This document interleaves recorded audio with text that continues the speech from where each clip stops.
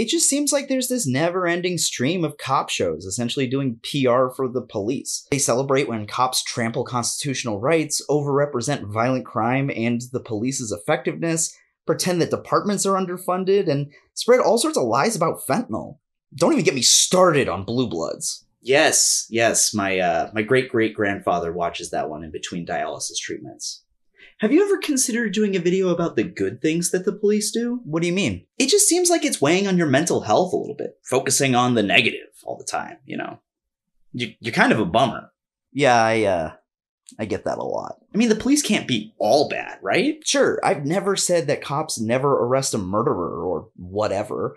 I just think that once you look at clearance rates and violent crime, it's kind of clear that it's a really small part of their job, and their job's mostly about monitoring problem populations. What about... And I think that the more we focus on outlier examples of good policing, the more we obscure the much larger systemic issues that are central to the very project of policing. Namely, the defense of capital and... Do you see what I'm talking about? You're kind of spiraling right now. Let's try to focus on one of those good stories for once.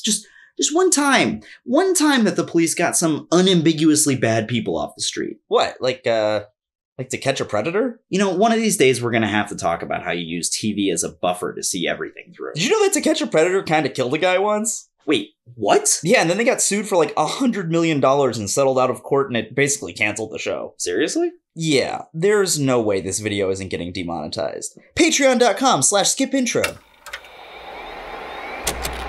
This video is sponsored by MUBI, a curated streaming service showing exceptional films from around the globe. Get a whole month free at mubi.com/skipintro. I probably don't need to explain what To Catch a Predator is to most of you. It's one of those shows that's been parodied so thoroughly that even if you were too young to have ever seen an episode, you're still familiar with the idea of Chris Hansen asking you to, please, take a seat. Why don't you take a seat? Oh, I don't want to take a seat. Have a seat. No, I'm just gonna go. Take a seat right over there. Welcome to another edition of To Catch a Predator. I'm looking for the Emmys. I'm hosting. Hosting, that's what you call it. Yeah, it's my second time. So you've done this before? Despite the show ending more than 15 years ago, highlights and clips still rack up millions of views on YouTube, and Chris Hansen himself is a fairly popular podcast guest even today. Chris Hansen, have a seat. Right over here? Right there. Right over here. Have a seat right over here. For those of you who don't know or don't remember, the show was built around a number of volunteer decoys from the organization Perverted Justice, posing as children between the ages of 12 and 14, lurking in chat rooms until some creep starts a-creepin'. The decoys then get their suspect to incriminate himself, solicit inappropriate activities from them, and to meet in a location where Chris Hansen and the NBC cameras are waiting. Again, I am trying very hard not to get completely demonetized on this video. The show is so ingrained in our public consciousness that this is probably the person you think of when you hear the term sex offender. Or maybe this guy. Or this guy. Really just anyone who's ever appeared on this show. But while To Catch a Predator puts forth a particular brand of, well, predator, this is not what the majority of cases of CSA look like. And it turns out that that distortion has had real consequences when it comes to actually trying to prevent this abuse from happening. Welcome to Copaganda, a series of videos exploring the portrayal of the police on television and how that portrayal has shaped our understanding of who the police are and what they should be. There's a playlist around here somewhere because there are a lot of cop shows. Today, I want to talk about To Catch a Predator, and for a few reasons. First of all, we're coming off a summer filled with some really high-profile allegations. On this platform alone, there's been a whole slew of them, from Mr. Beast to Cody Co to Dr. Disrespect. I've been assured that these are all real people. Conservatives have leveled grooming allegations at teachers and drag queens a lot in the last couple years, and hell, the most memorable song lyric of the summer accuses Drake of doing the very thing.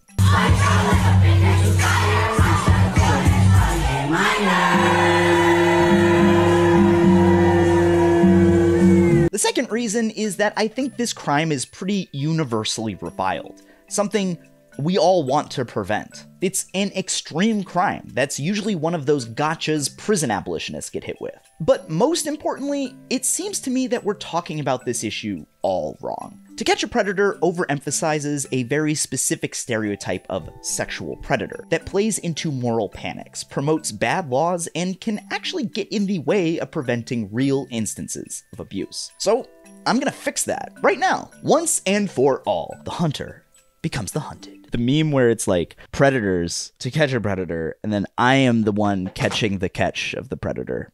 Fuck. After this video, surely this issue will be solved once and for all. Who says all YouTubers have egos? Actually, I prefer the term YouTubist. So today, let's look at the ways in which conversations around CSA have been distorted, what the real facts look like, and how to actually prevent it, if that's the sort of thing you're interested in. Before we get into it, look, I know that this isn't going to be fun to look into. Trust me. I looked into it for this video, and you know what? I can confirm, not fun. My therapist is gonna be so fucking disappointed in me. But I also think that our unwillingness to actually understand and grapple with these crimes leaves us very susceptible to sensationalism that To Catch a Predator puts forth. This is how we get bad laws, with bad consequences. Stuff that doesn't protect children, and may in fact make things worse.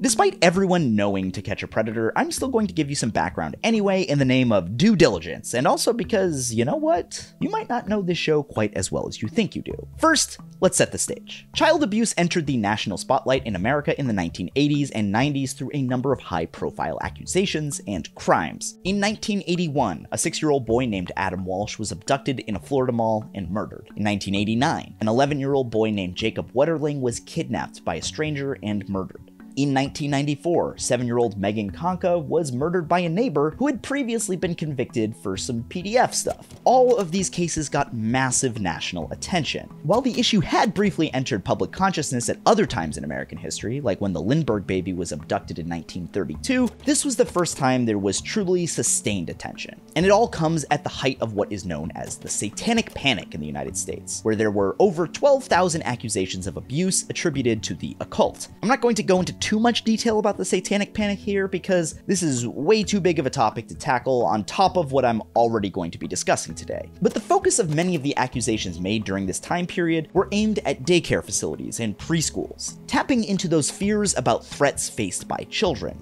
By the 1990s, violent crime was at an all-time high across America, and government tough-on-crime rhetoric reached a boiling point. Check out my video on Law & Order for more detail about this. This combination of publicity, the Satanic Panic, and Law & Order rhetoric pushed Congress to pass a series of laws from 1994 to 2006. We'll get into a lot more detail on those laws a little later on in the video. And while all of that attention around predators is front of mind for Americans, in the early 2000s, there are two other massive cultural shifts happening. The first is the emergence of the War on Terror, which definitely did nothing to minimize the fears people had about potential monsters living directly under their noses. The other thing is this thing. The internet. According to Pew Research, the percentage of American internet users ballooned from 14% in the mid-90s to 63% by the time To Catch a Predator launches in 2004. This was an understandably big change for people to wrap their heads around, especially parents. And it's the vibe that To Catch a Predator taps into, evident from the very first episode, which actually isn't titled To Catch a Predator. It's called Dangerous Web. This is a house on an average street in an average town. It could be your town, but there's something very different about this place. The back doors are locked. A major crime against a child is possibly being committed here. While the show was pretty similar to the version we'd become familiar with, you might be surprised to learn that there were no cops for those first two episodes. After talking to Chris Hansen and realizing they'd been duped, these potential perps were allowed to walk away unscathed. Well, the show did plaster their full names and faces on national TV, so probably not completely unscathed. The point is that there was no law enforcement involvement at all. That's because the alleged purpose of the program was to shine a light on a dangerous web, alerting parents to the dark horrors they never realized were happening in their own homes. Personally, I'm totally shocked that many people responded, which just shows me that it's not something rare. It's not the 1 in a million guy out there.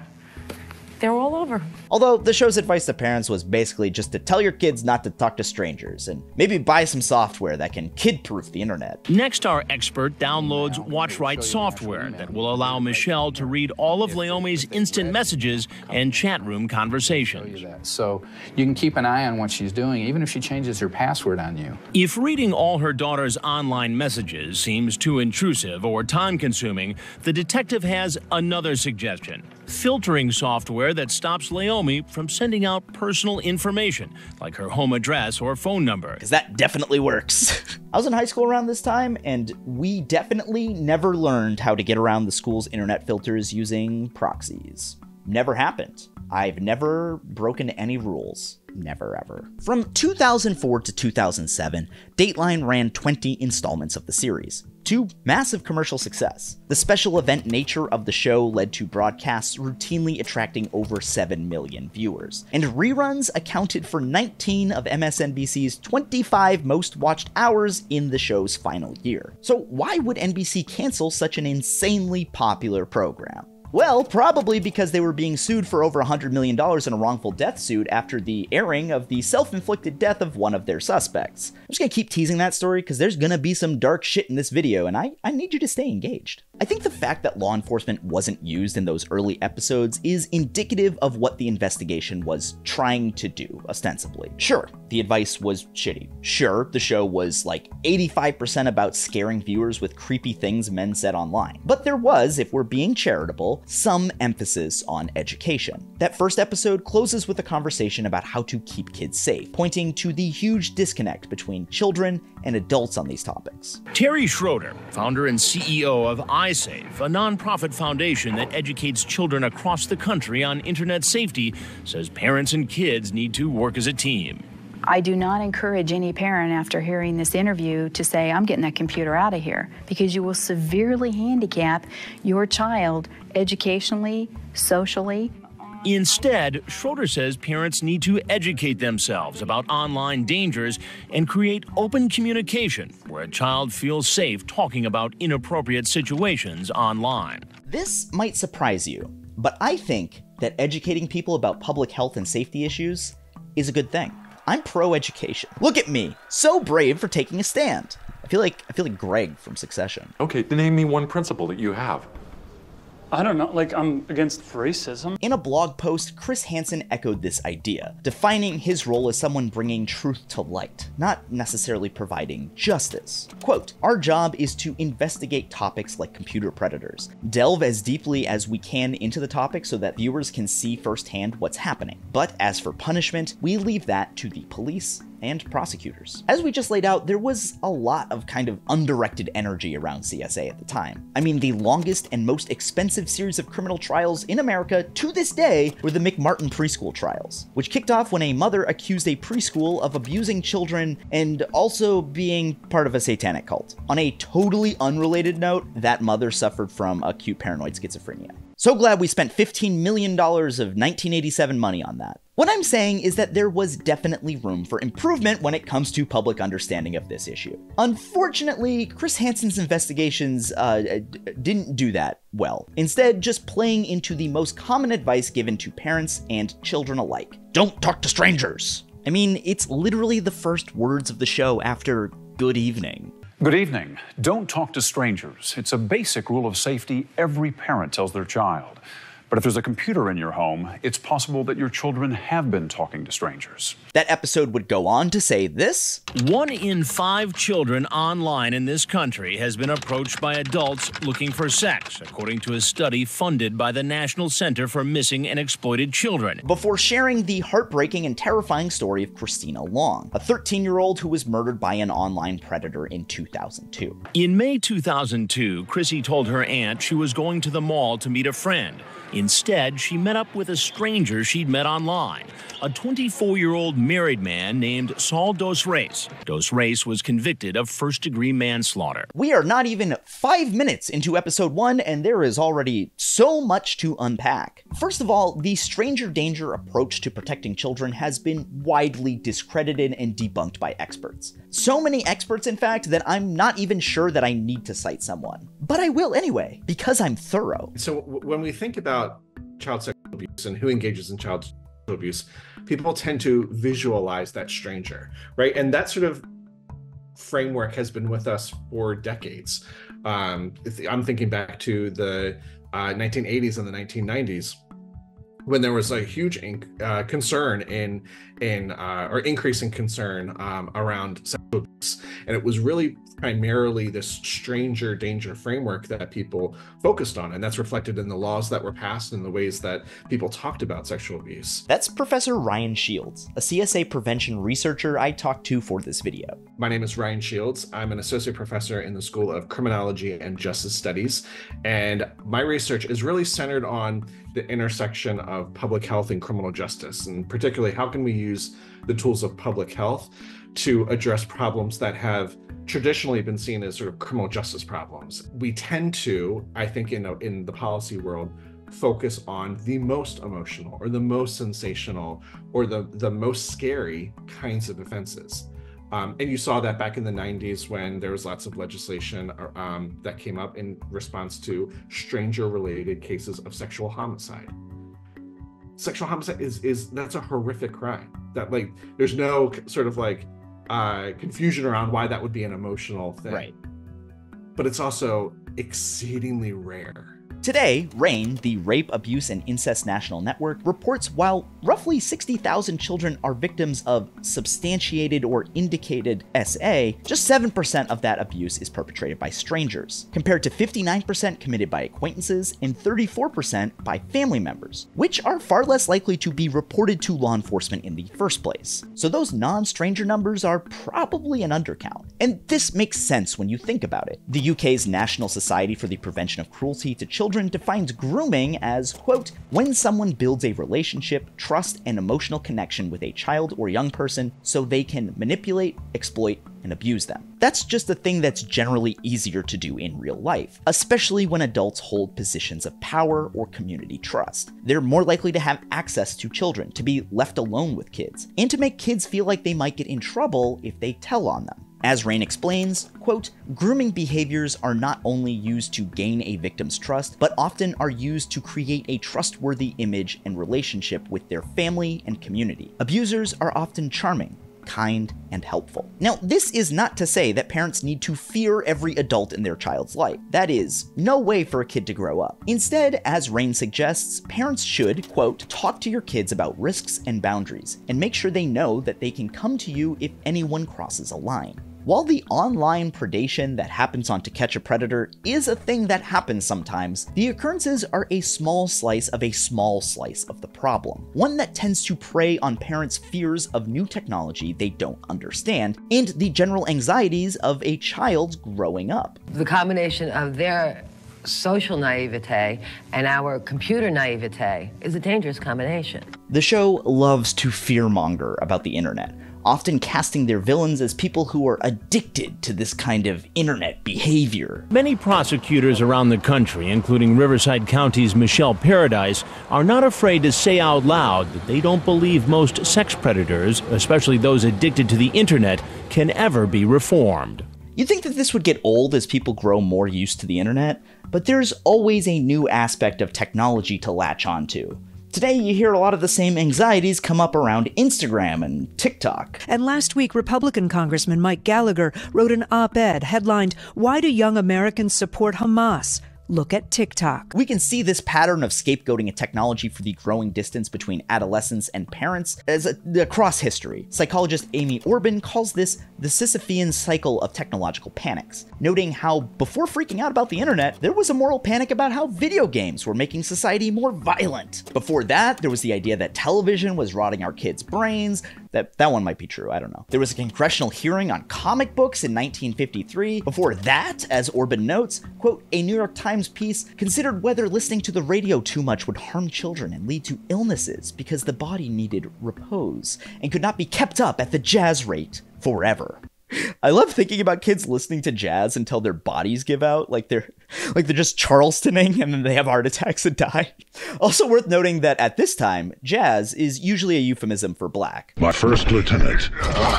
Designation Jazz. This looks like a cool place to kick it. Glad to see we've come a long way on that. Hell, we can even go all the way back to the ancient Greeks, who freaked out when writing came along because kids wouldn't be able to remember shit anymore if they just learned how to read and write. And you know what? They were right. Defund the written language. Long live video! I'm just kidding, I wrote this whole thing. Now, none of this is to minimize the gravity of what we're talking about here. But if CSA is something we want to be serious about preventing, there are much bigger pieces of the pie we need to go after. While it's easy to think of offenders as monsters, that kind of characterization actually can make it more difficult to identify abuse. We rarely think of family members as monsters. Adult abusers are usually trusted to some extent. That's how they get access and one-on-one time. But one of the biggest groups of offenders is a group you probably aren't even thinking about. What that research has shown is that a significant proportion of cases of child sexual abuse are committed by other children, so people under the age of 18. And I'm thinking, of course, of research by David Finkelhor, who found, depending on the survey, anywhere from 50 to 75% of cases of child sexual abuse being perpetrated by other kids. And so the idea of the stranger adult who is sort of, lurking in waiting for to abuse children, that's rare. That's usually not what happens in terms of abuse. And that's not surprising. Kids are dumb. They're like adults, but stupider. They don't know about things like consent or physical boundaries and just generally what's okay and what isn't. In fact, the same things that make kids susceptible to abuse also make them kind of more likely to offend. One study by Janice Wolek and a number of Clark University researchers found that in roughly half of the cases of online predation they looked at, victims told investigators that they were in love with or had strong feelings for their offenders. Part of growing up is learning about boundaries and complicated feelings like love, so it makes sense that they would be confused. And I don't know about you, but I certainly had no idea what the fuck was going on when I was 14. God, what a fucking nightmare. I wouldn't even go back for the hair. Kids engage in harmful sexual behaviors for a variety of reasons. A lot of times it's because of lack of awareness, lack of knowledge, lack of sex education, lack of understanding of sexual boundaries, sexual agency. All those things, it's kids who are making mistakes and choosing to engage in harmful behaviors, and these behaviors still can be harmful. Absolutely, but they don't represent sort of like an inner kind of predator, monster in waiting. Kind of, again, those words that we often use to describe people engaged in harmful sexual behaviors. It's not really typical of these juvenile cases. Juvenile offenders might be an even bigger part of the equation when we look just at online solicitation. A meta-analysis of 32 other CSA studies by David Finkelhor found that 44% of internet offenders were under the age of 18, and 68% were acquaintances of their victim. A 2023 survey by the Thorn organization found that only 5% of minors had had an online sexual interaction, and only 3% had had one with someone they thought was 18 or older, a far cry from that 1 in 5 number Dateline pushed. This is all to say that when we talk about protecting kids, the anonymous creepy man on a chat room is far less common than a kid being pressured into sending nudes to a classmate. But it's very similar. It's usually another kid, and it's usually someone that the child already knows. And in the case of online solicitation or online, asking for images, things like that, usually a peer, intimate partner, something like that. It's the stranger case is the rare case. But Dangerous Web and later To Catch a Predator were far more focused on the specter of adult chat room stalkers, claiming that 50,000 online predators are active at any moment in the United States. We enlisted the help of volunteers from Perverted Justice, who make it their mission to expose some of the estimated 50,000 predators nationwide said to be trolling the internet at any given time. A statistic that then got picked up by Congress. Testimony to date has revealed the following statistics. 50,000 predators are online at any given time.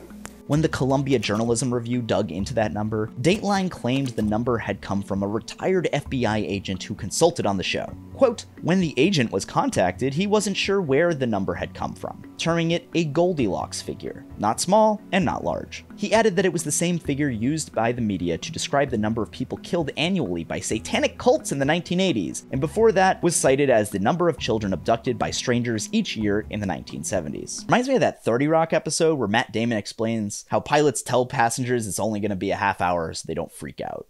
It's enough time so that people know they're going to have to wait, but it doesn't upset them. So you're just lying? That's not right. We're paying customers. Look, Liz, we have reasons for doing the things the way that we do them. We say half an hour to control the herds of walking mozzarella sticks who think that $300 in a photo ID gives them the right to fly through the air like one of the guardian owls of legend. While Dateline has now disowned that number, if you search for stories about CSA today, you're bound to see a statistic credited to the FBI claiming that there are 500,000 active predators at any point online. I looked really hard for this number anywhere on the FBI's website or in any report that they published and was unable to find anything even remotely suggesting this 500,000 number. This is pure speculation on my part, but I think someone just tacked on a zero to that Goldilocks number. And can you tell me when we might be in the air, Captain? Sure, in about a half an hour. The final point I want to dispute when it comes to Catch a Predator is just who the show portrays as a potential victim. 11-year-old Naomi Wright admits when it comes to the internet, she doesn't play by the rules. Rules are meant to be broken. So you can imagine what her mother, Michelle, a producer here at NBC, is going through. In fact, recently, she found her daughter chatting online with a stranger at 12:30 in the morning. The name was like Dog Man or something. Dog Man? Who was this guy? I don't know. When the episodes do showcase potential victims and not just decoy personas, it's a wide variety of kids. And the implication is that any kid could fall for a chat room creep. But while 1 in 9 girls and 1 in 20 boys will experience SA before turning 18 according to RAINN, the children who fall for online enticement tend to be much more vulnerable than the typical population. In that study by Janice Wolak, the researchers point out that the kids who are most susceptible to online enticement are those who feel they have no adult support structure in real life. That can mean a volatile home life, or acting out abuse they've experienced, or even evolving feelings about sexuality. From that study, quote, hostility and social stigma towards homosexuality, as well as feelings of isolation and loneliness, may impair the ability of boys who identify as gay or questioning to form age-appropriate intimate relationships. Adolescent girls who report a high degree of conflict with their parents, and adolescent boys who report low parental monitoring are more likely than other youths to form close online relationships with people they meet. And this is something that the decoys at To Catch a Predator understand at a fundamental level. In their conversations with suspects, they often play up the idea that they're home alone, neglected by their parents. He only came here because he felt badly for the teen who was left home alone.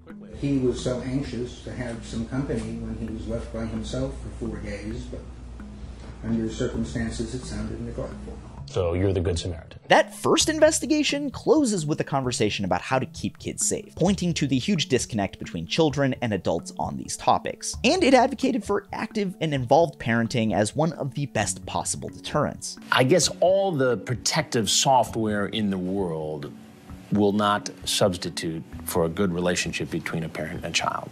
No, an active, involved parent is more than any match for any predator that's out there right now. But this fell by the wayside really quickly. By the third installment, To Catch a Predator was much more like the show we've all come to know. Dateline had received enough pushback from the audience that they looped in the police, usually working with sheriff's offices to arrest their suspects as soon as they left the conversation with Chris Hansen. The runtime ballooned to 2 hours, with just a handful of minutes at the end spent educating parents on how to get in touch with their internet service provider, a thing that I'm sure tons of people did, right after they got a root canal for funsies. The show spent approximately 5 minutes talking about protecting children, including this absolute gem. There may be 300 kids sitting in that assembly, and we'll say, okay, every 5th one, stand up. Look, there you go. You've seen it. You're the ones that are going to be approached by a predator. Don't have sex, because you will get pregnant and die. Don't have sex in the missionary position. Don't have sex standing up. Just don't do it, promise? While the series was ostensibly about educating the public about an emerging issue they might not know much about, it's not exactly an accurate portrayal of that issue, nor does it really provide much in the way of prevention advice. And I think you can sense this lack of substance even in the way Chris Hansen talks in front of Congress. Yes, he spoke to Congress about the epidemic of online predators. That is why a dialogue between parent and child and teacher and student is so critical. It's really the same discussion our parents had with us years ago about strangers at the playground or accepting a ride from someone you don't know.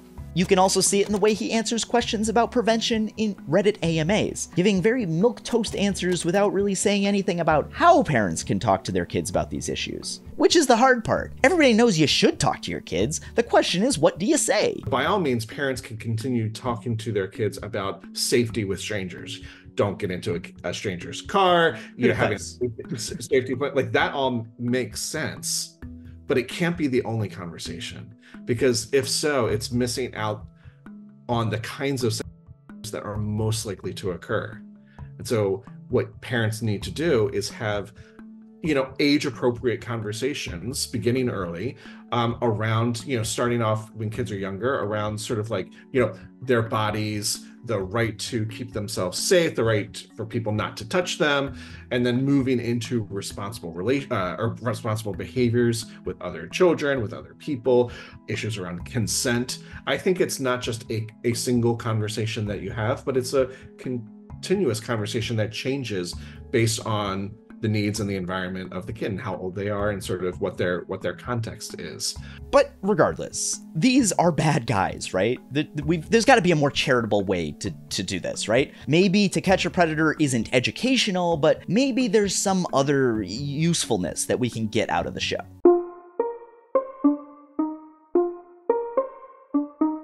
So, To Catch a Predator doesn't really educate the public, or provide any kind of framework to prevent future abuse. But that doesn't necessarily mean that it has no value, right? After all, these programs were watched by millions and millions of Americans. At the very least, potential predators might watch the show and get spooked out, right? Right? Not right. She pretends not to know about the show to see if a man apparently aware of our investigation would still take the risk and show up. He explains to her it's a show on NBC. They have been doing a lot of shows about internet predators, but that isn't enough to scare him away. By Chris Hansen's own admission, the show did absolutely nothing to deter potential predators. Dateline has now done 5 in less than 2 years. You'd think that would be a deterrent. Perhaps for some, but for many other men, the desire to meet a teen for sex is too powerful. We've also seen men who think the odds of being caught are remote. In our last investigation, several visitors realized almost immediately what was going on. It was almost as if they were saying, "Oh, you're that guy, this is that show, and you want me to sit over here?" On numerous occasions, suspects came to the house and said that they'd actually watched previous installments of the series before chatting up someone that they thought was underage. Do you ever watch Dateline? I've watched it once. Did you ever think you'd actually be on To Catch a Predator? Well, Todd, there's something I gotta tell you. I'm on it. I'm Chris Hansen with Dateline NBC. Alright, so what? These are clearly bad people. People who thought they were talking to a minor and asking them about sex. But if you want to catch predators, are we sure that this is the best way to go about it? I mean, is this even legal? Some of the things they could be doing could be potentially questionable in terms of legality. That's Masai Lord, a lawyer I spoke to about entrapment. My name is Masai Lord. I'm the founding partner of Lord Law Group. I specialize in civil rights and criminal defense and employment discrimination.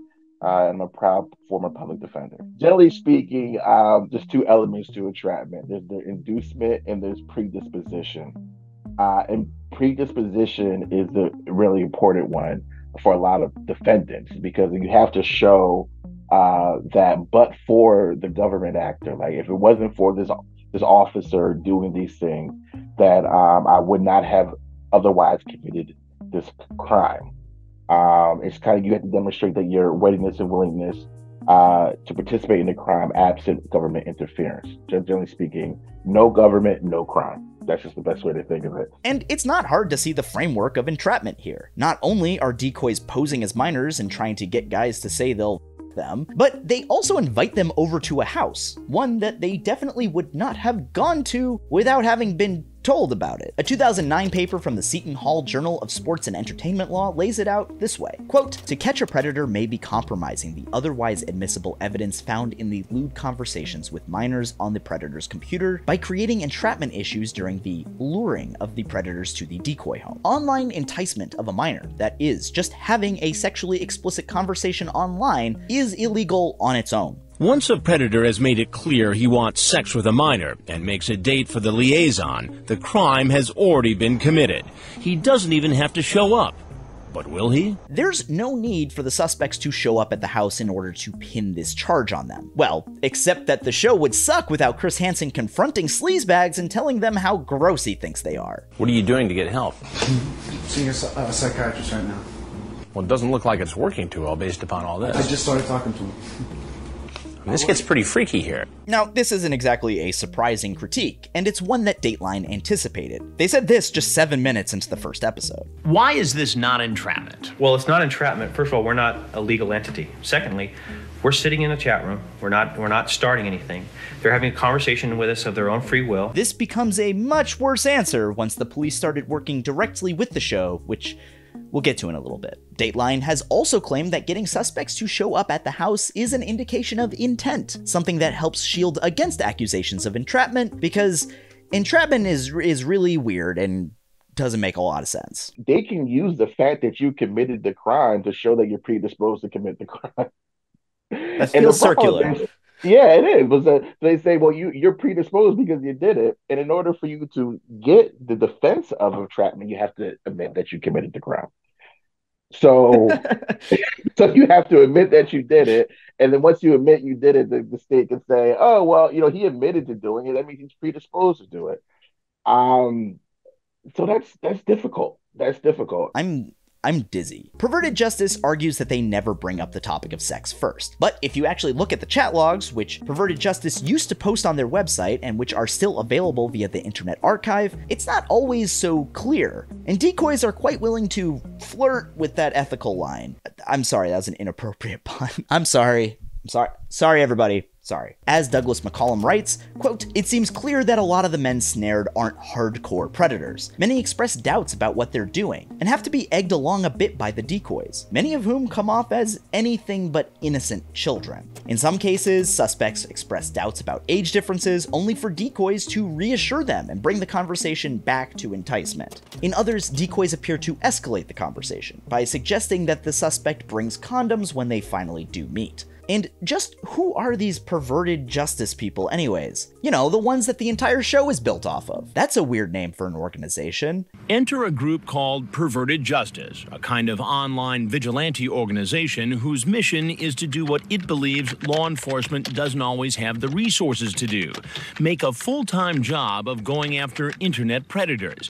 And they do it by posing as kids online. Well, to borrow a phrase from the Democratic Party, they're fucking weirdos. While the Perverted Justice website is no longer active, I used the Wayback Machine to take a peek, and it was a fucking weird place. Again, they posted all the chat logs, which I appreciated for fact-checking purposes, but it was weird that they had this running commentary that seemed to be filled with a ghoulish kind of glee. I don't know, I don't think you should have fun doing this. If that's not enough for you, they also ranked all of those chat log conversations by disgustingness level. Maybe people are into that, I don't know, but it sounds about as fun as ranking burn victims by who is the least recognizable. They also sold merch that will make you feel like as much of a creep as the people they're allegedly hunting.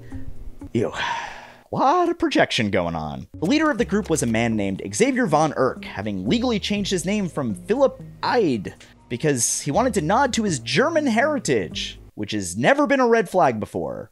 Never. Anyway, von Erck had a bit of a sadistic streak. He was quoted in a Radar Online article saying, quote, "I wish I could fucking kill 9/11 conspiracy theorists. Yes, kill. I'd like to kill them. Kill them all. I want you to die. I wish you would die. Why don't you die? Just die." That article also described him being really mad about people who were executed by Iraqi insurgents because they, quote, "kneeled meekly and struggled, bending to the will of the kidnappers." Really embracing the German heritage, I see. Von Erck also catfished a vocal critic of Perverted Justice over months, pretending to be a woman named Holly, having cybersex with him twice, and convincing him to leave his wife for the fictional Holly before bragging about the entire thing online. Seems like he understands online predators in a really, really intimate way. Anyway, NBC paid Perverted Justice $100,000 for each episode of To Catch a Predator, and the organization was even deputized in at least one sting by local law enforcement, which could actually make the defense of entrapment more plausible if they were acting on behalf of law enforcement, right? Yes, the law says that in order for it to be entrapment, you have to be a state actor, but you can be working as a private, organization, a private agency, or even a corporation in conjunction on behest of the state. And so if that's the case, then you can make the argument that the state is in fact, the government is in fact the person who's behind this and responsible for it. Aha! Gotcha, perverted justice! You've activated your own trap card! Oh wait, Masai wasn't done talking yet. If he encourages you or he accidentally gets you to do a crime, that's not sufficient. It has to be his conscious objective that he has to intend for you to commit it. He can't know that you're going to do it. He has to purposely intend for you to commit that crime. And that creates a very high standard for the officer.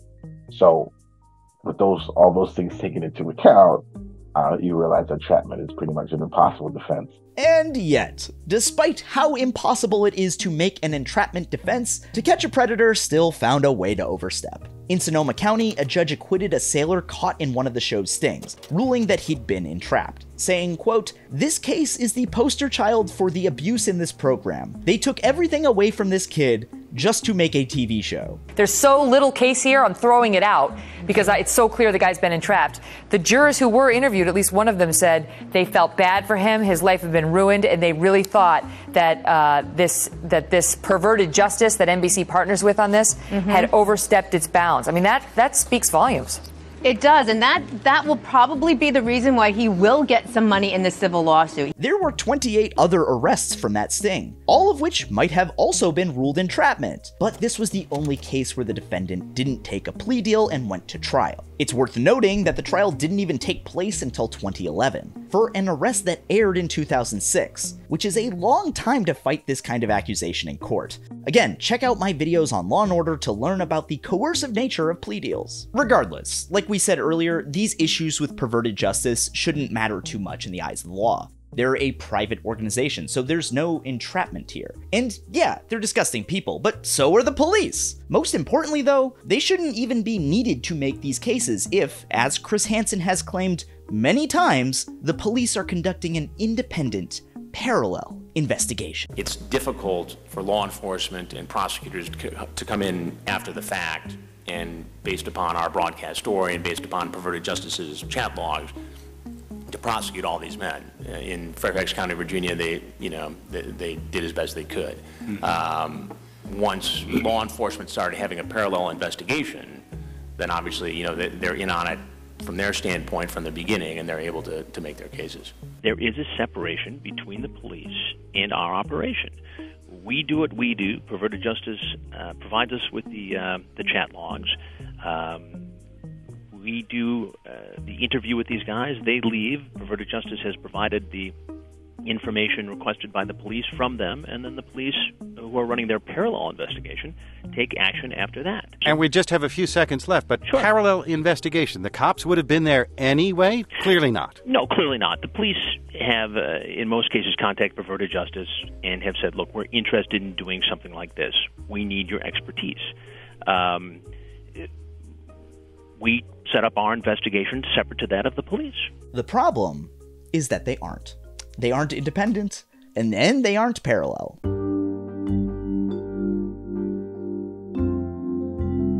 One time I was doing a show called To Catch a Predator. We almost caught this pedophile, but then he ran from us because he didn't want to be on Dateline.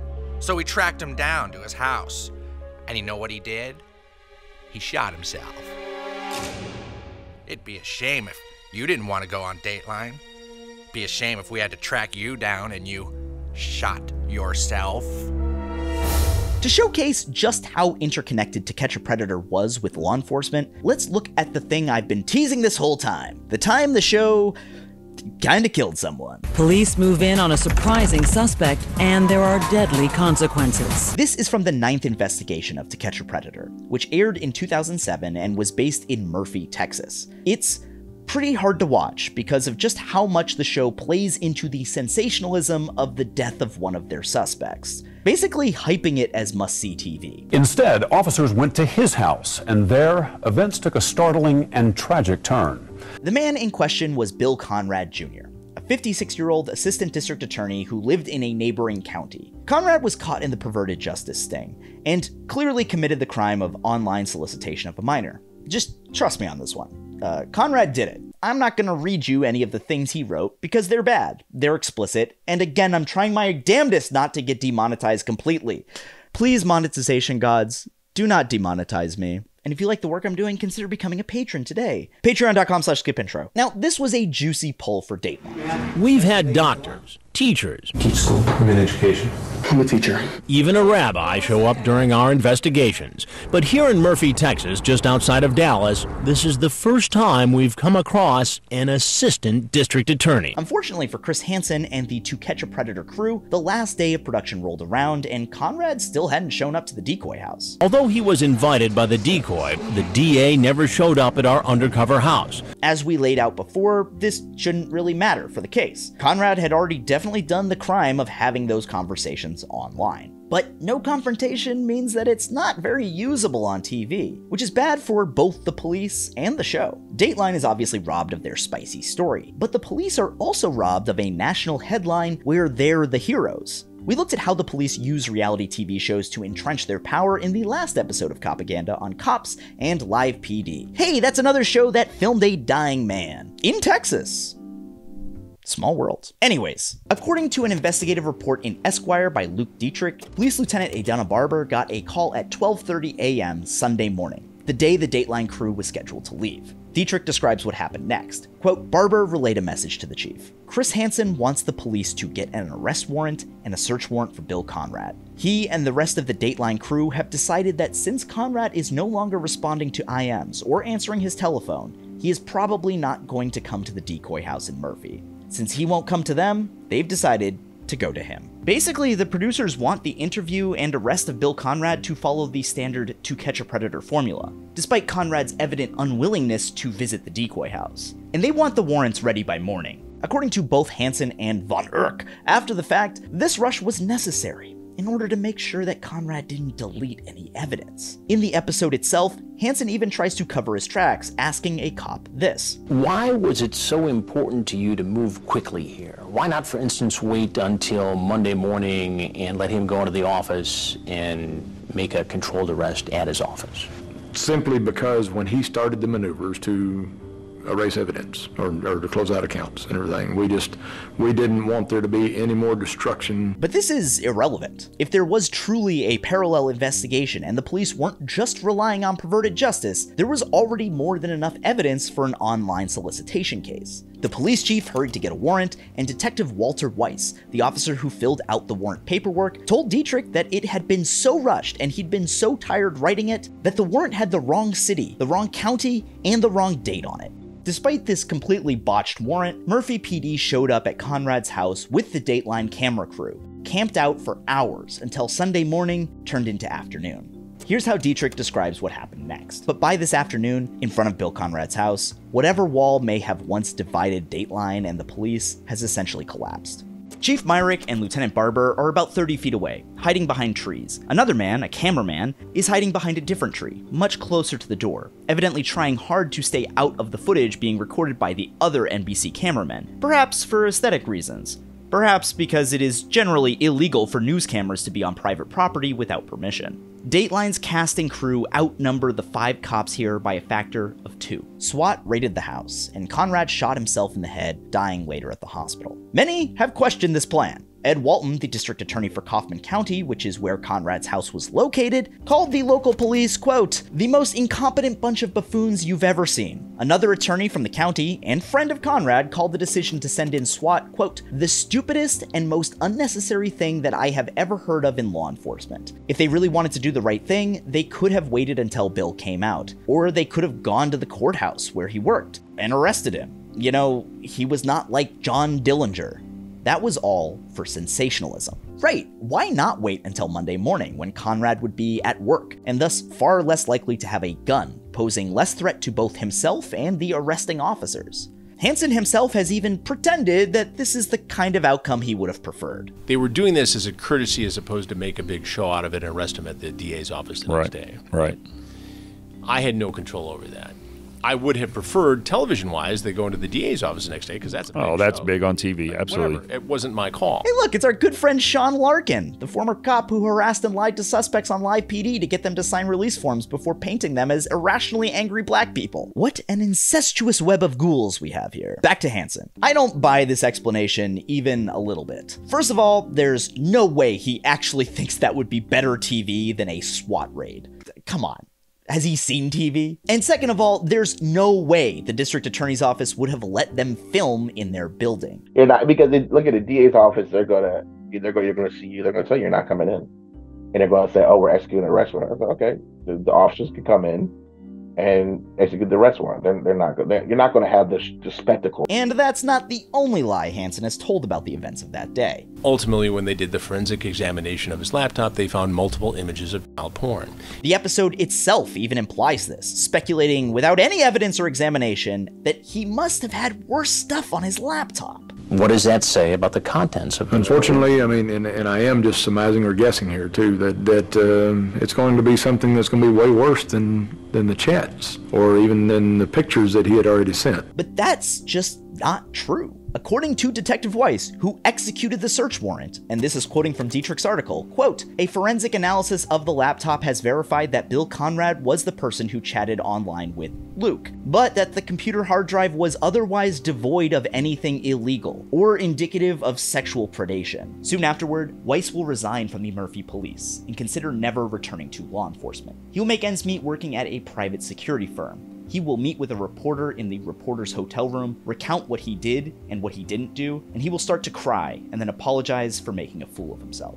Very cool guy, this Chris Hansen. Not slimy or gross at all. I get it though. If I'd driven a man to death, I'd probably deny it too. It's just not good for the brand. Conrad's sister would go on to sue NBC for $105 million, which NBC settled out of court for an undisclosed amount of money and then canceled To Catch a Predator. Hansen has also continued to downplay this whole thing. You know, ultimately his sister sued NBC for millions and millions of dollars. The case was settled. Right. For a lot of different reasons. A settlement comes out of insurance policy. You go to trial, which I'm confident we would have won. It comes out of the news budget. It ties up months and months of my time. I'm sad for the sister. I truly am. I did everything right and they indicted me. To make matters worse, neither perverted justice nor the police did their homework for the Murphy investigation by the time it was handed over to prosecutor Doris Berry. From Dietrich, quote, not only was there no warrant, but the police had done literally no prior investigation. Instead, they simply camped outside the decoy house and arrested the men who emerged after receiving a prior signal from the Dateline crew inside. The only thing Doris Berry won't quite be able to figure out is whether this means that Dateline had become an agent of the Murphy Police Department, or whether the relationship was the other way around. Ultimately, Berry had to drop charges against all 23 men arrested during the Dateline Murphy sting. She didn't have a case. I think this story exemplifies two things. First, the show wasn't separate from law enforcement. It was law enforcement. And second, that televising police action as entertainment leads to bad policing, with cops trying to make good TV rather than serving the public. I think you can make a pretty reasonable argument that Bill Conrad would still be alive if he hadn't been caught on a TV show. Patricia Conrad is his sister. And these people were acting as not only police, but judge, jury, and executioner. Now, you might be saying, who cares? Fuck him, he's a creep and he got what he deserved. Our laws don't carry a death penalty for this offense. And even if they did, do you really want a TV show to be the one determining that? You want him to die without any trial just so NBC can sell ads? A murderer was captured this morning and tried today. Guilty. Sentence, death. Execution tonight at 6. All net, all channels.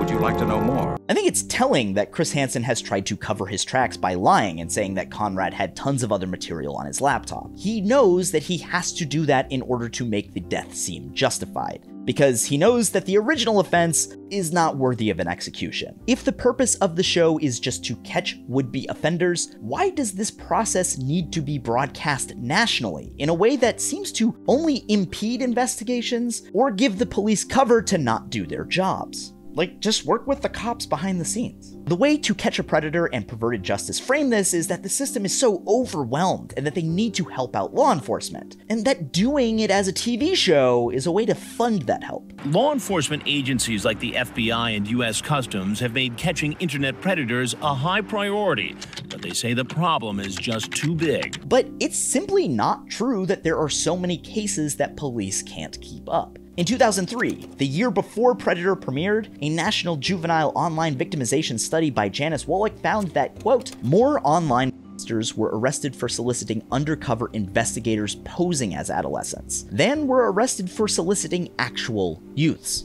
I can't believe I'm saying this, but the cops were kind of on it already. Is that right?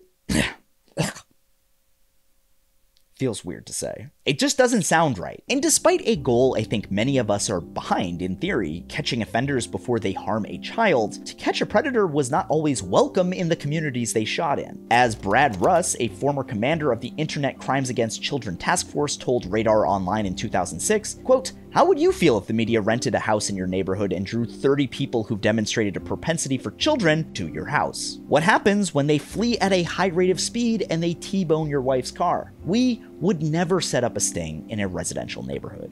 It's not like these are actually secret predators down the street lurking in local neighborhoods the way To Catch a Predator might have you believe. I was surprised at how many actually came in just that period of time. It was alarming. What is happening down the street? What is happening around the corner? What is happening within our county? Personally, I'm totally shocked that that many people responded, which just shows me that it's not something rare. It's not the 1 in a million guy out there. They're all over. But despite that scary vibe and rhetoric, the show also admits that many of these men travel, sometimes hours by car, sometimes across state lines, to meet at the decoy house. Some even cross state lines. He's coming over here. This 23-year-old drove from Fort Wayne, Indiana. It's about 103 miles, more than 2 hours away.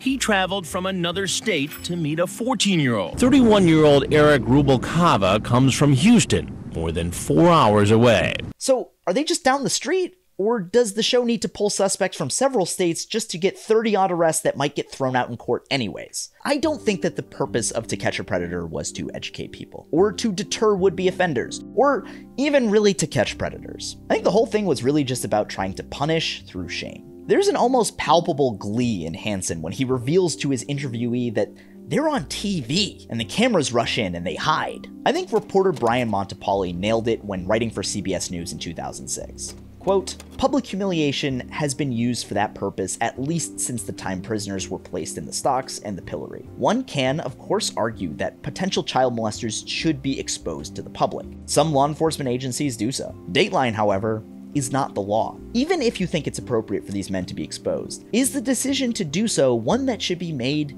by the media? And not just the media, the lamestream media. This is NBC. Come on, guys. Nobody likes the mainstream media. Unfortunately, there's only one way shame and fear go politically. More cops and more jails. And you know what? I'm not sure more cops is really going to be the answer here. They kind of do it a lot too.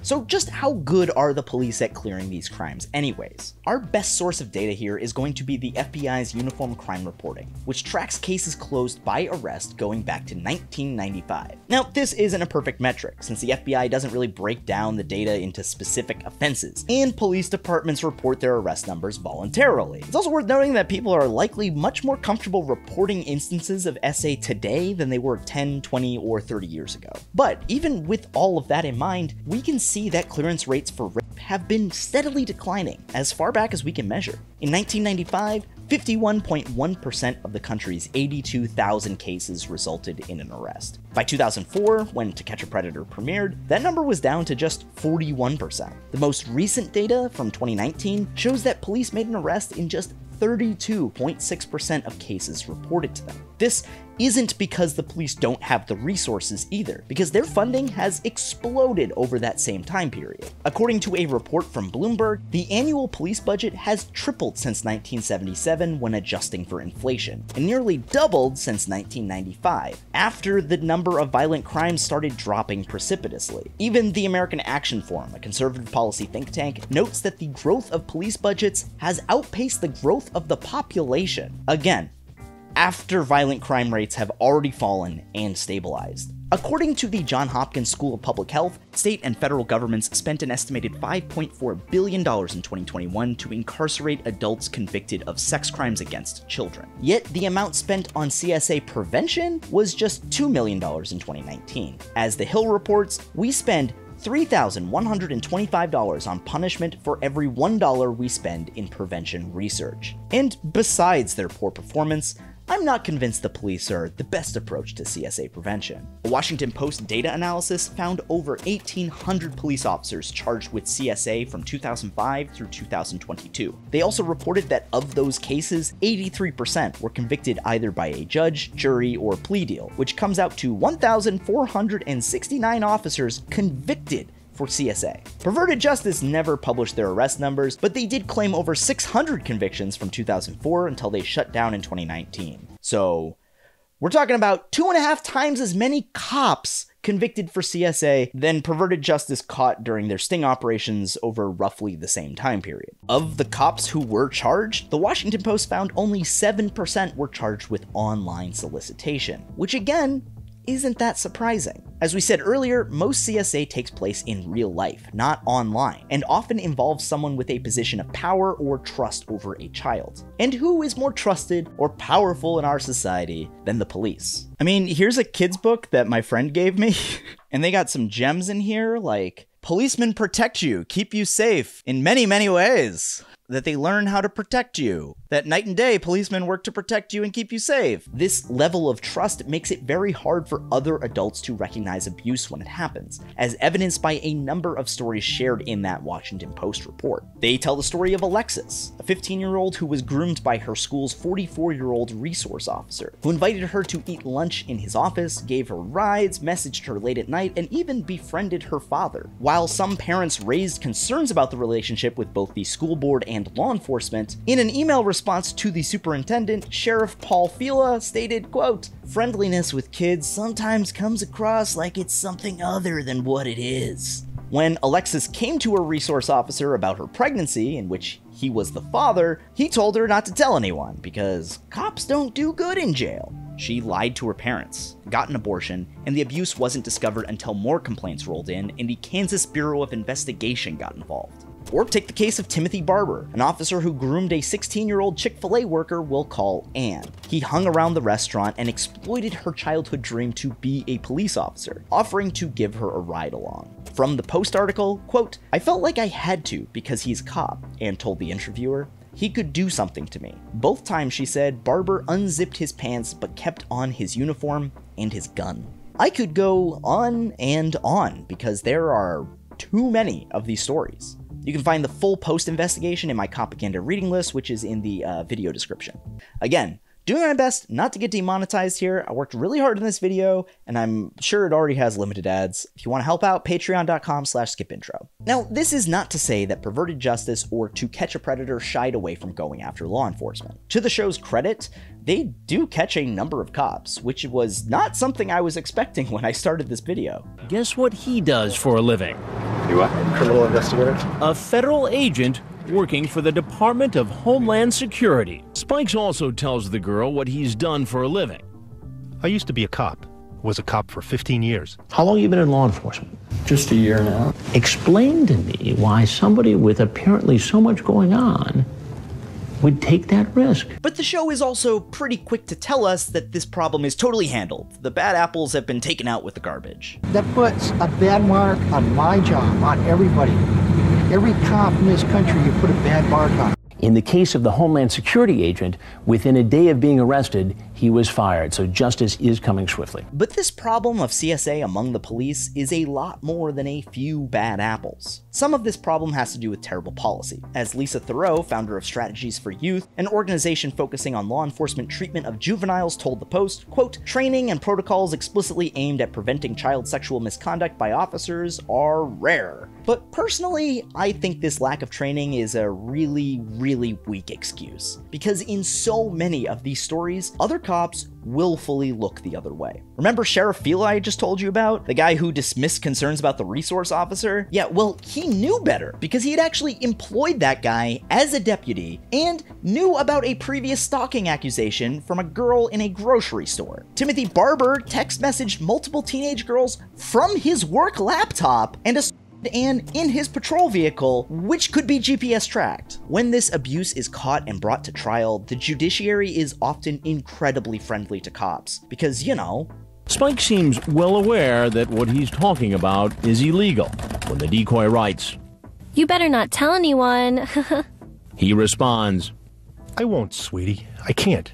I'd go to prison, and that's like a death sentence. Inmates hate cops. They try to kill them in prison."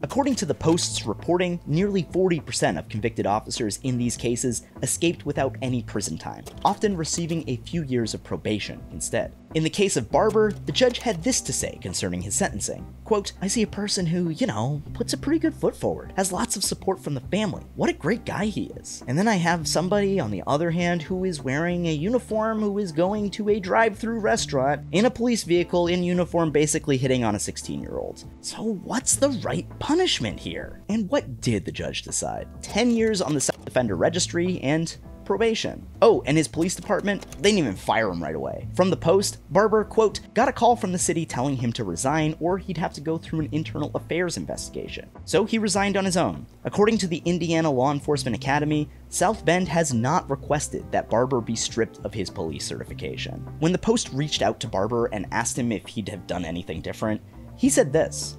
"I wish I could go back and change everything." In what way? I am happy. Well, I probably wouldn't become a police officer. I also wish you hadn't become a cop, but that doesn't feel like the biggest offense here. Maybe you feel like I'm making too big of a deal out of 1 or 2 officers. But remember that there are roughly 1,500 reported cops who have been convicted of an offense like this in the last 15 years. Here's another. Alex Veach, an officer from New Virginia, Iowa, which in a darkly funny twist of fate shows this on Google Maps when you look it up. The 24-year-old Veach assaulted a 15-year-old girl in the interview room of his police station. It was all caught on tape. The prosecutor offered him 14 days in jail. The judge at his sentencing hearing agreed, and even let him serve his 2-week sentence on a construction job rather than in a cell. And this kind of plea deal situation is even more insidious than you might think it is. Prosecutors told the Post that they sought plea deals, quote, "to spare victims from having to testify against their abusers." But that's not the only reason, because, quote, "with no trial in Veach's case, few learned the details of how an officer with a troubled history used his badge to prey on a vulnerable teenager." Yeah. That's the really extra fucked up part about this abuse committed by the police. They often get to continue working in law enforcement. According to an AP report in 2015, quote, 6 states, including New York and California, have no decertification authority over officers who commit misconduct. And in states with decertification powers, virtually every police standards agency relies on local departments to investigate and report misconduct, with reporting requirements varying. About 20 states decertify an officer only after a criminal conviction. Take the case of Georgia State Patrol Officer Terry Payne, who was fired in 2008 for having on-duty sex with the daughter of a subordinate. But he was able to land 3 new police jobs in Arkansas and was certified there before his Georgia license ever got stripped. As Philip Stinson, a criminal justice professor at Bowling Green State University, told the Post, quote, "This happens to communities all across the country, but it's not on people's radar." And then police chiefs adhere to the bad apples theory, where they say, "There's nothing to see here. We got rid of this problem when we fired them." I would argue that this abuse is far worse than online solicitation from strangers. Not only is it apparently more common if we're just comparing the convictions between perverted justice and the Bowling Green database, but, call me crazy, maybe cops should be held to a higher standard. Not only do we trust these officers, well, some of us trust them, but we actively pay them. to do this. On the job. This is to say nothing of the institutionalized abuse against children that the police either never caught or were complicit in, like the sexual abuse scandal in the Roman Catholic Archdiocese of Boston, or boarding schools that have repeatedly abused Native American children for decades. Those victims only got justice through civil courts and journalists reporting the abuse. Police are almost completely absent from these stories. Yet our response to CSA has repeatedly been to double down on punitive measures. Remember those 3 high-profile kids I told you at the beginning of this video? Jacob Wetterling, Megan Kanka, and Adam Walsh? Well, these tragedies pushed Congress to pass legislation that created the sex registry, made it publicly available, and dramatically expanded its scope. The first part of that, the Wetterling Act, passed as part of the infamous 1994 crime bill, thanks Joe Biden, established a registry of sex offenders and crimes against children. This allowed law enforcement to share the location and crimes of sex offenders across jurisdictions. The Jacob Wetterling Act, that was really around the registry as a law enforcement tool. And so, you know, having systems that sort of categorize and organize as, as a law enforcement tool, that by itself, to me, is less ethically dubious. But the other parts, not so much. In 1996, that was amended to include what's known as Megan's Law, which required that sex offender registry to be publicly available. That's what the push for Megan's Law is all about.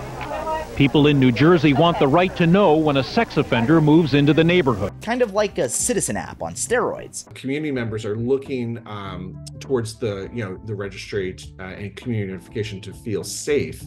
It's sort of almost as a false sense of security because they think, oh, these are the guys that we need to worry about. If they're not on this list, then I don't need to worry about it. It's like, no, we know that abuse is most likely to happen in families or in peer groups or, with someone that you know and love. That's the reality.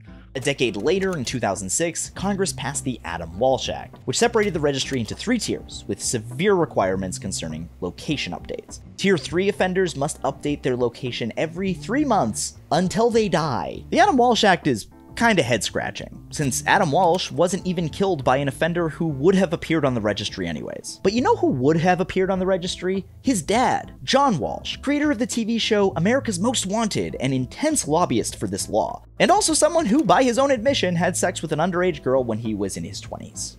The Adam Walsh Act expanded the registry by mind-blowing numbers. For example, according to a 2010 study by Andrew Harris, before the act, about 20% of adults on the registry in Ohio and 5% of juveniles were classified as sexual predators. After the Adam Walsh Act's reclassification, though, 55% of adults and 46% of juveniles were placed into Tier 3. That juvenile number is especially alarming because of just how long you remain on the registry. I do not believe that we should be putting children on a sex offender registry. I think the research is clear that it doesn't affect first-time offending, it doesn't affect recidivism.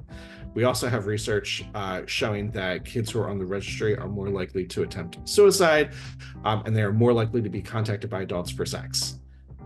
The very thing that the registry was maybe supposed to prevent or supposed to stop. Kids who are on the registry are at higher risk of being abused themselves. We also have that fear in the community that sort of once a sex offender, always a sex offender. But when you look at recidivism research, what we find is really like 3% of kids who engage in harmful sexual behaviors go on to recidivate again.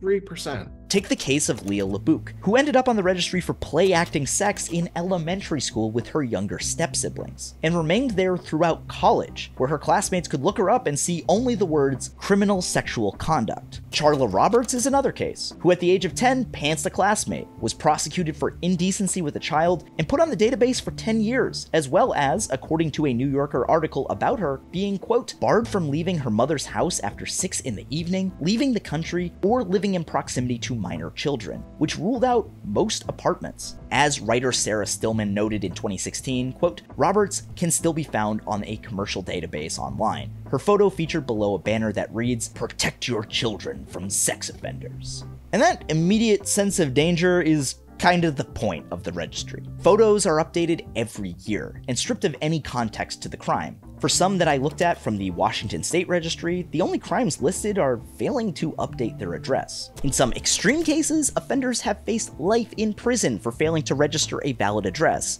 because they're literally homeless. Don't worry though, the Supreme Court closed that loophole this last term when they said that you can just be arrested for being homeless. You don't even have to have been on the registry. And do you receive treatment in prison? No. In fact, prison has a higher rate of sexual abuse than the rest of the country. According to the Bureau of Justice Statistics, roughly 80,000 people experience SA in American correctional facilities each year. And since we know that offenders can often be acting out abuse that has happened to them, this seems like a bad idea. If we're focusing on adults, and those on the registry, difficult time finding housing, difficult time finding jobs, difficult time dealing with sort of like pro-social relationships, those are the things that keep people sort of in the community, engaged in the community, and offense-free. Right? It represents stability.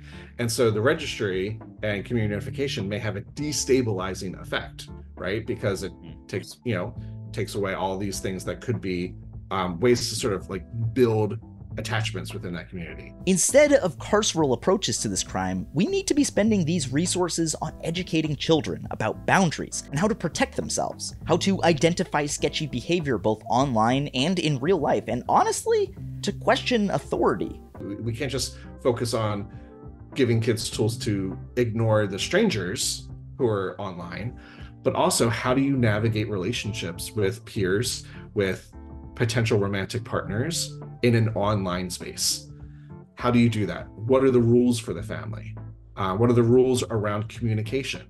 As a country, we really haven't put a lot of resources into developing what prevention looks like. Like theoretically, prevention is the way to go. That if you prevent something from happening in the first place, then that's more cost effective than waiting for it to occur and then dealing with all of the fallout, all of the negative consequences, dealing with the perpetrator, dealing with the person who experienced the abuse, dealing with the families, giving treatment, all the— It's already, the genie's out of the bottle, right? Exactly. So if we invested in prevention, that obviously would have, cost savings. And it's also the more humanitarian, right, approach. But that could be easier said than done. Down here.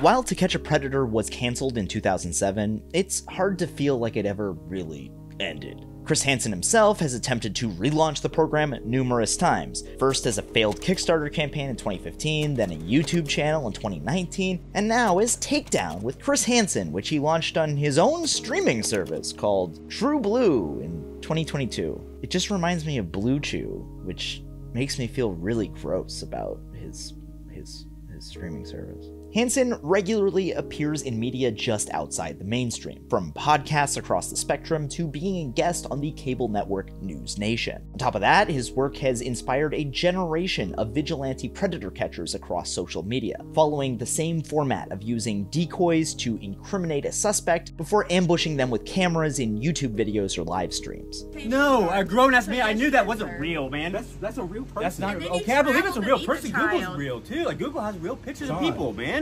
If we want to be charitable again, these are people motivated by a highly emotional crime, and who want to help in the only way they've ever been shown in the media. Hansen himself has largely been dismissive of this trend, arguing that it's not legitimate, it's just for clicks. Are you concerned about these types of people? Very concerned. And look, there's a place in our world for citizen journalists.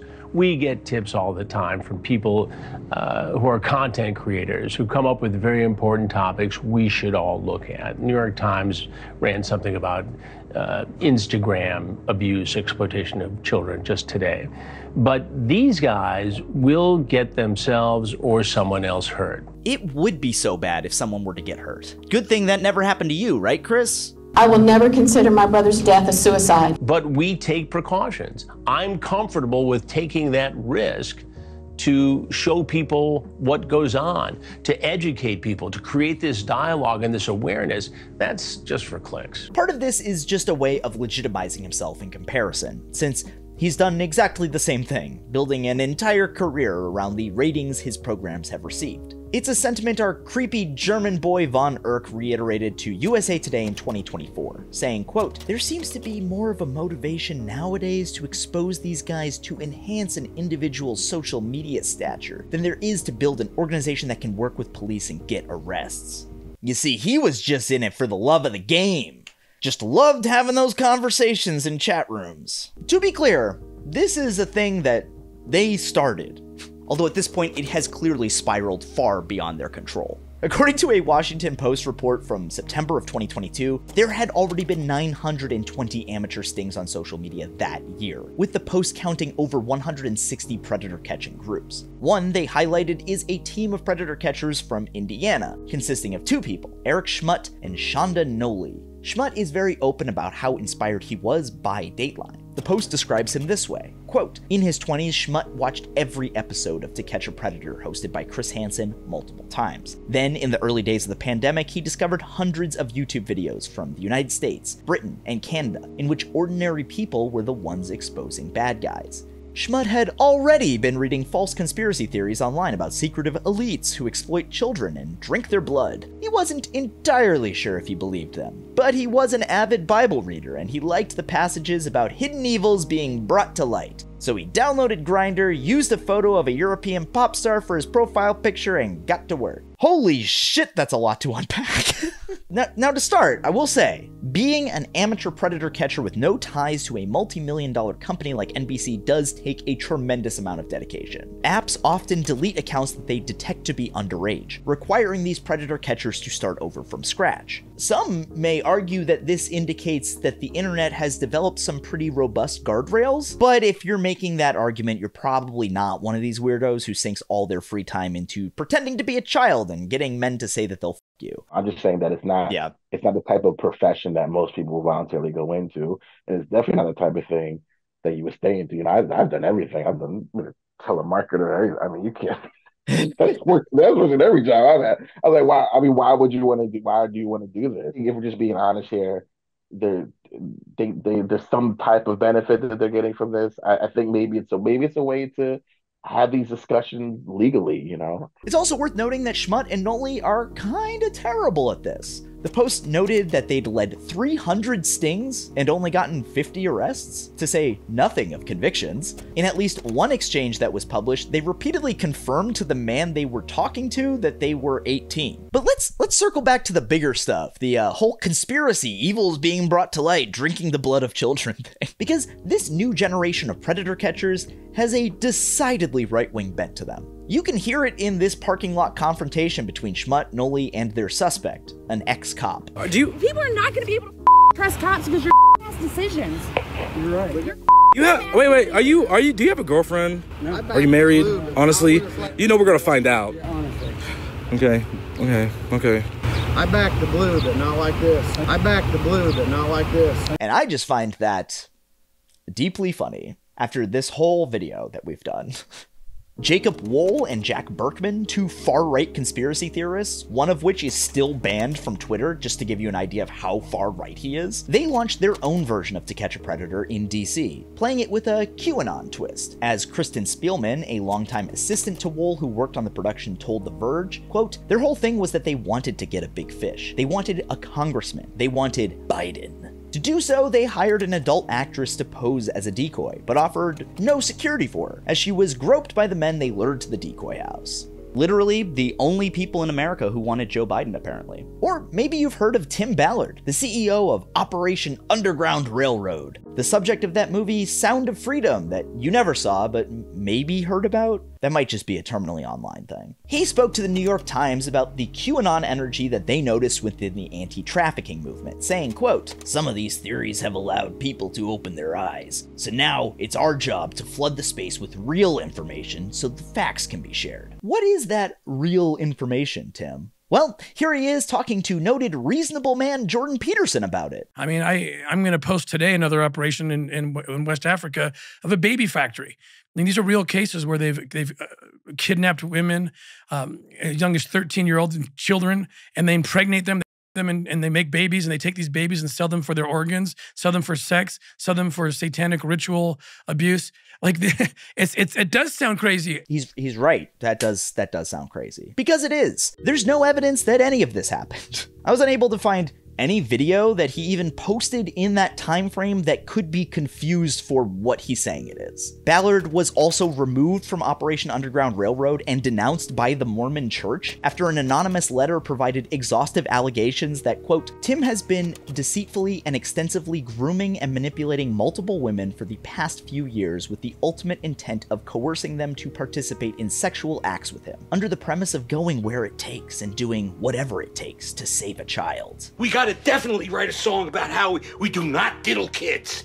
Do not diddle kids, it's no good diddling kids. There is no quicker way for people to think that you are diddling kids than by writing a song about it. You gotta write a song that says, ooh, I wouldn't do it with anybody younger than my daughter. Hansen himself has grown increasingly more right-wing in his more recent productions as well, going on Fox News to brag about the illegal immigrants he caught in a recent sting. And here's the thing, we want to have luxury beliefs sometimes in this country. The people we hire are good people. But in some cases they're not, and we don't know because they're getting in over the border without much background. Well, there's no vetting. There is no background. No, and so some guy's working in your backyard, and is the same guy who could be capable of coming over to one of my sting houses to try to sexually exploit a child. And unfortunately, this mirrors the way our national conversation around grooming has adopted that decidedly conservative bent, with the accusation largely being leveled against woke teachers and the LGBTQ community. The Kids Online Safety Act, which passed the Senate in June, is just another example of reactionary backlash masking itself as internet safety. It would create a duty of care on social media platforms, meaning that platforms must censor or remove material harmful to minors. That sounds good, but it's really just using technology as an excuse for culture war bullshit. The bill has been criticized by the ACLU and Fight for the Future for opening the door to LGBTQ censorship. And there is opposition from the ACLU, Electronic Frontier Foundation, and Free Expression Project, and others who say they have First Amendment concerns, especially for kids who wouldn't be able to access information on LGBTQ issues. Which is kind of an explicit goal of the bipartisan bill. The conservative ghoul factory known as the Heritage Foundation, the guys who wrote Project 2025, explicitly pointed to this bill as an act that would help them keep trans content away from kids. Co-author of the bill, Marsha Blackburn, has been pretty mask off when she talked about the kinds of dangers kids are facing online. What do you think is the top issue that they should be watching and the top issue that conservatives should be taking action on right now? Well, there are a couple of things. Of course, protecting minor children from the transgender and this culture and that influence. And I would add to that, watching what's happening on social media. On Blackburn's blog, she used child safety to go after extremely harmful material, like learning about racism or the civil rights movement, because a 7-year-old once said to her mom that she was ashamed she was white. Conservatives don't like critical thinking, because once you start questioning the way things are, you might, gulp, want to change them. And conservatives don't like change. It's right there in the name. They want to conserve. You can learn more about the conservative war on education in my video on Abbott Elementary. It's a rootin' tootin' good time. Even the National Center for Missing and Exploited Children, aka NCMEC, has been accused by former board member Don McGowan of burying data that shows trans kids are at the highest risk for abuse. I mean, NCMEC has data in its stat banks that say some of the kids most at risk in the world are trans kids. Yeah. And, they ignore that data. As I would describe it, I think it's terrible that we have a political party that in this country has decided it's politically expedient to set aside a group of children, namely trans kids, for state-sponsored political persecution. Don McGowan also accused the organization of refusing to take a stand on child labor. In the middle part of the country, there's been some relaxation of labor laws. I noticed this while I was still on the NCMEC board, and so I found one of these bills, and I was like, hey, shouldn't we be taking a stand on this? And, somebody came back and said, why? And I said, well, it's right there in the fucking name. National Center for Missing and Exploited Children. To which a different board member, the aforementioned comms manager at Charter Communications, came back and was like, well, there's no sexual exploitation in this bill. I was like, oh, I didn't really know that the org's name was the National Center for Sexually Missing and Sexually Exploited Children. And all of that makes me think that maybe this organization is more interested in riding the fear wave than actually helping kids. Which would make sense. The NCMEC was founded by John Walsh, who, again, admitted he'd be on the sex registry today if it had existed when he was in his 20s. Instead, it just seems like another example of political actors using child safety to go after groups they don't like. Whether that's trying to keep trans kids away from online support and education, or literally whitewashing American history. If we're really serious about curbing CSA, we need to be talking about prevention. The police, by definition, can only come in after a crime has been committed, once the damage has already been done.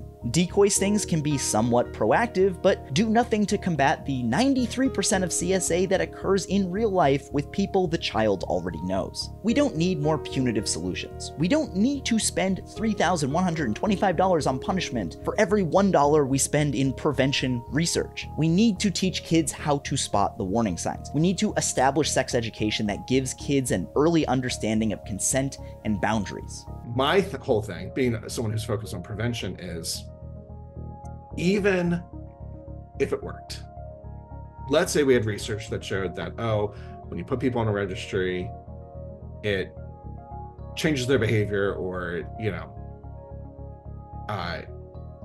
somehow it serves as a productive punishment, you know, whatever. If we had research that showed that, you still have to wait for a kid to get hurt, right, in order for there to be some effect, right? We still, and that's when we have a system that's overwhelmingly criminal justice oriented. We wait for harm to occur and then we act. And my whole sort of shtick is, why does that have to be the case? I get it. This is an emotional issue, but we have to be able to talk about it if we're ever going to prevent abuse, which should be everyone's goal here. I've been researching and writing and now recording on this difficult subject for too long. I need a palate cleanser, maybe something that laughs at something darkly messed up, but not too much. I watched the 6 Feet Under pilot the other day and it hit a little too close to home. But I've been meaning to check out Tahara, a comedy that blends coming of age with grief, exploring the conflicting emotions that both mourning and being a teenager comes with. I just don't think we should be talking about this right now. Why? Because we're at a funeral service. It's looked interesting to me ever since it popped up in the curator spotlight on MUBI, who also just so happens to be this video's sponsor. MUBI is a curated streaming service dedicated to elevating great cinema from all around the globe. It's an incredible collection of high-quality cinema that you won't find anywhere else. Films that offer a fresh perspective that you likely won't find on any other streaming service. From iconic directors to emerging auteurs, there is always something new to discover. The hand-selected curation will take you across the globe and give you a variety of different perspectives, stuff that you'd never thought about before. You can try MUBI free for 30 days at mubi.com/skipintro. That's mubi.com/skipintro for a whole month of great cinema for free. And of course, thank you so much for watching. If you're still here, please share, like, subscribe. Consider Patreon. Patreon helps the channel when videos get demonetized. My video on cops and live PD got demonetized for having a single shot of a prescription bottle in it. I'm working on getting that appealed, but you know, it's tough out here. Like I said, at the time of recording this, I don't know how limited or how demonetized this video is going to be, but judging by the subject, I'm not optimistic. On Patreon, you get access to full interviews like the one I did with Masai Lord here. You get early access to videos, monthly roundups of TV shows I've watched, some live stream we watch together, we watch a thing together, and there are also mailbags every month, plus little skippies. Got some good ones on all sorts of stuff. Patreon.com/skipintro. You can also be one of these scrolling people, but not that guy, not the I Jackson enjoy capitalism. Don't be like him. Or you can be like him and make it seem like I believe in anything. It's really up to you.